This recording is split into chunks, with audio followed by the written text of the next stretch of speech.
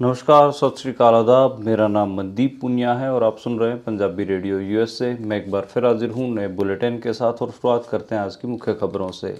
आज गुरु नानक देव जी का 555वां प्रकाश पर्व मनाया जा रहा है।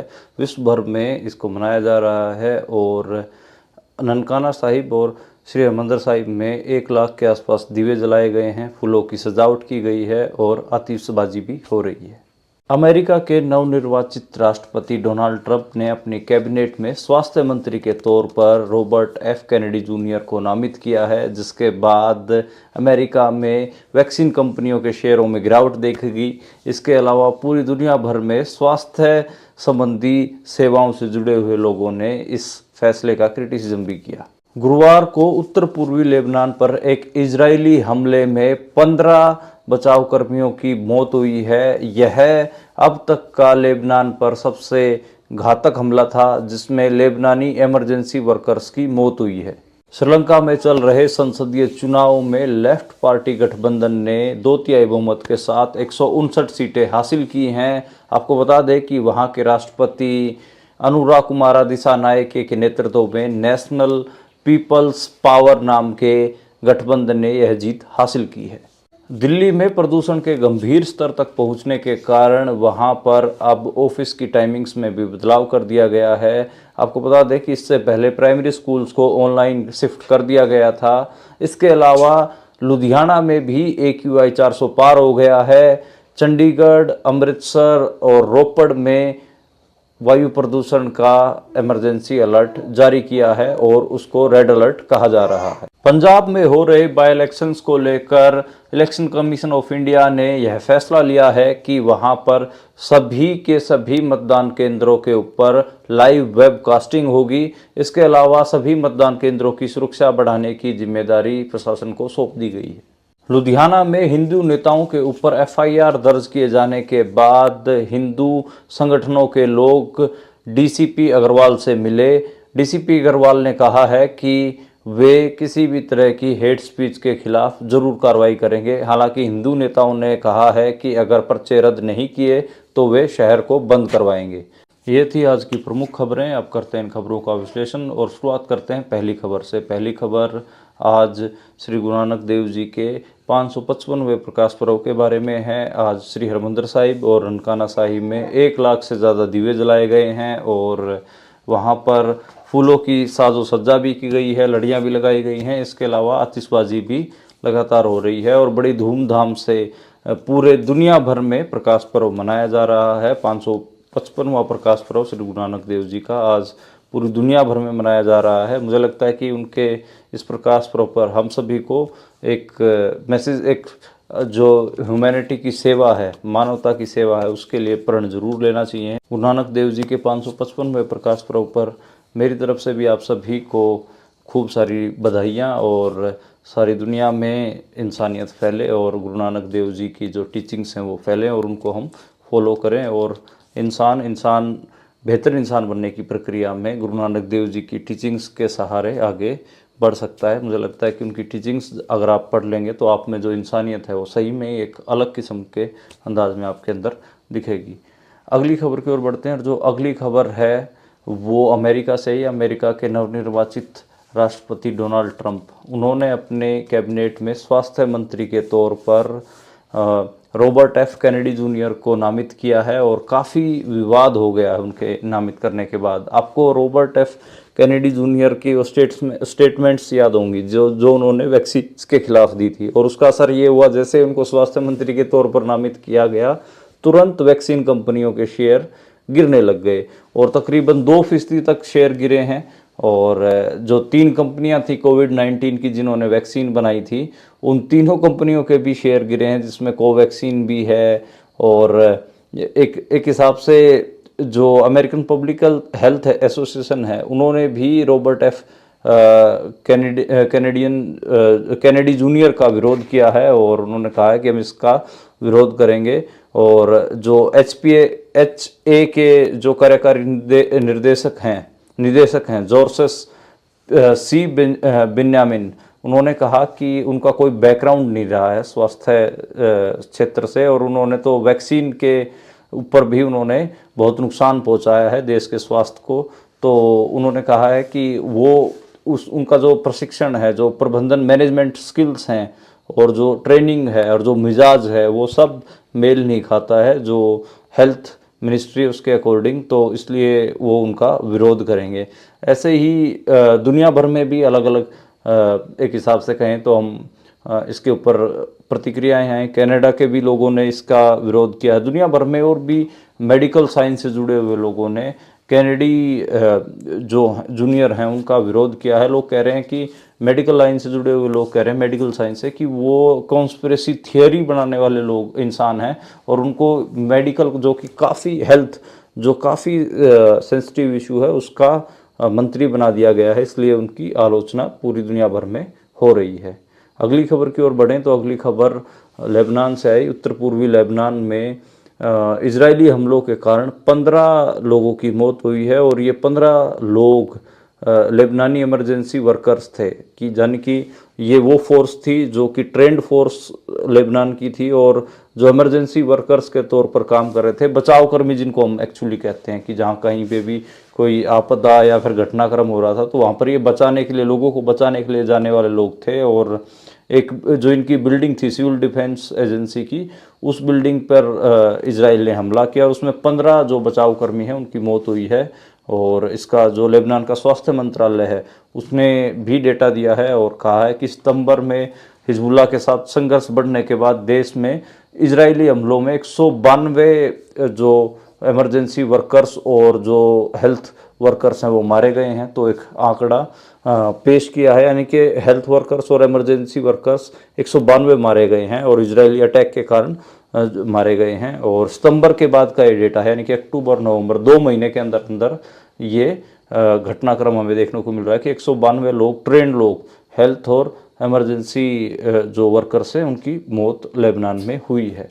अगली खबर की ओर बढ़ते हैं। जो अगली खबर है वो साउथ एशिया से आई। साउथ एशिया के श्रीलंका में चुनाव हुए हैं। संसदीय चुनाव में जो लेफ्ट पार्टी थी उसने 2/3 बहुमत के साथ 159 सीटों के ऊपर कब्जा किया है। श्रीलंकाई राष्ट्रपति अनुरा कुमारा दिसानायके ये श्रीलंका के राष्ट्रपति चुने गए थे और इनके नेतृत्व में ही जो लेफ्ट अलायंस है पूरा, जिसको वहाँ पर एनपीपी कहा जा रहा है, नेशनल पीपल्स पावर कहा जा रहा है, उसकी 159 सीटें आई हैं। और हम सबको पता है कि पिछले साल खबरों में था श्रीलंका, क्योंकि वहाँ पर बहुत बड़ा आर्थिक संकट आ गया था और लोग सड़कों पे उतर आए थे। बहुत भयंकर प्रोटेस्ट पिछले साल हुए हैं और अब वहाँ पर लेफ्ट की सरकार बन रही है। तो साउथ एशिया पर सबकी निगाहें आ गई हैं और इसलिए क्योंकि एक लेफ्ट की सरकार नेपाल के बाद अगर कहें तो श्रीलंका में बन रही है। सभी की निगाहें हैं कि वो क्या कुछ कमाल कर पाती है।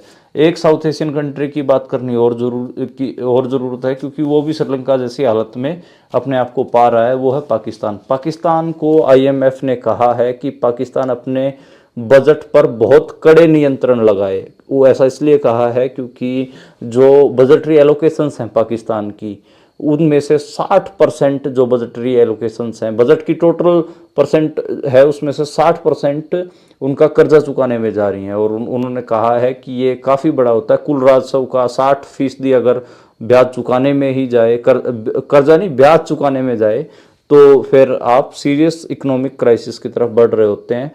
तो पाकिस्तान में कुछ सीरियस जो एक हिसाब से इकोनॉमिक क्राइसिस आ सकता है, इसी के लिए कहा है। और खर्चों में कटौती करने की भी सलाह दी है आईएमएफ ने ये भी कहा है कि जो नया कर्ज लेने से भी मना किया कि आप नया कर्ज मत लीजिए। और उन्होंने कहा कि साल 2017 के बाद जो वित्तीय संकट है, जो इकोनॉमिक क्राइसिस है पाकिस्तान का, वो लगभग दुगना हो गया है। यानी कि जो कर्ज आप इकोनॉमिक क्राइसिस को आप कर्ज से देखते हैं, कर्ज से ही समझते हैं कि कर्ज भी दुगना हो गया है। तो वो आईएमएफ ने चेताया है पाकिस्तान को। मुझे लग रहा है कि पाकिस्तान का जुलूस तो निकलेगा, अगले साल आपको डेफिनेटली दिखेगा, क्योंकि ये जो आज के टाइम पे ब्याज कुल टोटल बजटरी एलोकेशंस के 60% अगर, या कुल राजस्व के भी अगर हम 60% ब्याज चुकाने में जा रहा है, तो मेरे को लगता है कि ये ठीक ठाक एक मुश्किल घड़ी में आज के टाइम पे पाकिस्तान खड़ा है। अगली खबर की ओर बढ़ते हैं और अगली खबर यूके से आई और यूके यूनाइटेड किंगडम की यूनिवर्सिटी है ऑक्सफोर्ड, दुनिया भर में आप सब जानते हैं। और वहाँ पर जो ऑक्सफोर्ड की स्टूडेंट यूनियन के बाहर इंडियन स्टूडेंट्स ने प्रदर्शन किया, उसका कारण क्या है? उसका कारण ये है कि वहाँ की डिबेटिंग सोसाइटी ने एक डिबेट करवाई और उसका कहीं ना कहीं एक उस डिबेटिंग सोसाइटी ने टॉपिक रखा था कि क्या कश्मीर एक इंडिपेंडेंट स्टेट है। इसी को लेकर कुछ जो संघी मानसिकता आरएसएस बैकग्राउंड के लोग थे वो भड़क गए और उन्होंने उसमें से खासकर गुजरात, महाराष्ट्र, उत्तर प्रदेश और कर्नाटक से ताल्लुक़ रखने वाले बच्चे थे, अलग अलग कॉलेजों के भी थे, वो सारे इकट्ठा हुए और उन्होंने एक हिसाब से प्रदर्शन किया और उसमें ज़्यादातर भारतीय मूल के स्टूडेंट थे और उन्होंने कहा कि जो ऑक्सफोर्ड यूनियन है वो आतंकवादियों का साथ दे रही है। हालांकि हम सबको पता है कि कश्मीर की एक अपनी लड़ाई है खुद मुख्तियारी की, आप उससे मतलब आप उसके ऊपर आपके विचार अलग हो सकते हैं, लेकिन अगर उसके ऊपर कोई विचार विमर्श करवा रहा है तो उसको आप आतंकवादी कम से कम नहीं बोल सकते। तो मुझे लगता है कि जो संघी मानसिकता के स्टूडेंट इकट्ठा हुए, ये किसी सीरियस टॉपिक के ऊपर, खासकर नेशनलिटी के क्वेश्चंस के ऊपर सीरियस बात करने की बजाय ये ठप्पेबाजी में यकीन करते हैं कि आतंकवादी का ठप्पा लगा दो।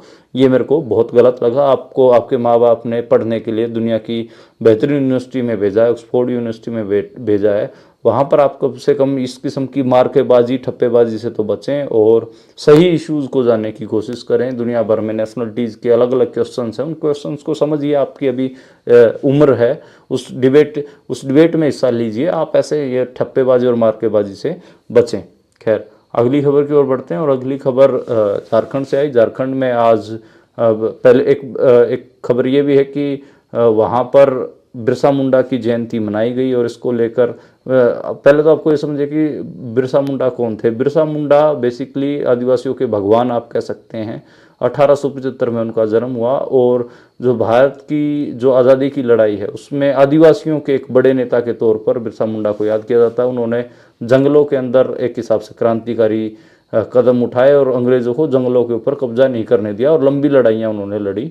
और बिरसा मुंडा को इसलिए जो आदिवासी हैं वो अपने भगवान की तरह पूजते हैं। आज उनकी जयंती थी, इसको लेकर। और झारखंड में चुनाव भी चल रहे हैं, 20 नवंबर को सेकंड फेज़ के चुनाव होने जा रहे हैं। इसको लेकर वहाँ पर राहुल गांधी भी अलग अलग मीटिंग्स को संबोधित कर रहे थे, लेकिन उनको हेलीकॉप्टर उड़ाने की परमिशन नहीं दी गई। कहा गया कि भाई प्रदूषण है, धुंध है, और 2 घंटे तक उनके हेलीकॉप्टर को रोक के रखा गया, जिसके कारण जो उनके कार्यक्रम थे वो आगे के गड़बड़ा गए। इसको लेकर इलेक्शन कमीशन ऑफ इंडिया को जयराम रमेश, जो कांग्रेस के बड़े नेता हैं और कम्युनिकेशन महासचिव भी हैं कांग्रेस के, उन्होंने इलेक्शन कमीशन ऑफ इंडिया को लेटर लिखा है और कहा है कि ज़बरदस्ती उनके हेलीकॉप्टरों को रोका जा रहा था कि उनके जो आगे के कार्यक्रम, वो रैली ना कर पाएँ, अपनी बात ना रख पाएँ और उनके जो आगे के कार्यक्रम हैं वो गड़बड़ा जाएँ। तो ये आज इलेक्शन कमीशन ऑफ इंडिया को उन्होंने लेटर लिखा है। पोल्यूशन की बात हो रही है। पोल्यूशन पे अगर हम दिल्ली की बात ना करें तो अजीब लगेगा, क्योंकि दिल्ली में इस टाइम पे पोल्यूशन गंभीर स्थिति में पहुंच गया है। और आपको पता होगा कि कल दिल्ली की मुख्यमंत्री अतिशी मार्लेना ने प्राइमरी स्कूल तक के बच्चों को ऑनलाइन क्लास लगाने की बात कही थी, यानी कि उनकी फिजिकल स्कूलिंग ख़त्म कर दी थी। बच्चों को अब उनके घर में बैठ के आराम से ऑनलाइन पढ़ाई करने के आदेश आए थे। आज ऑफिस की टाइमिंग बदल दी गई हैं। 4 अलग अलग डिपार्टमेंट जो एक दिल्ली जैसे महानगर में काम करते हैं, उनमें एक जो नगर निगम के डिपार्टमेंट्स हैं उनके 8:30 बजे कर दी गई है। जो केंद्र सरकार के ऑफिसेज हैं उनके 9 बजे कर दी गई है।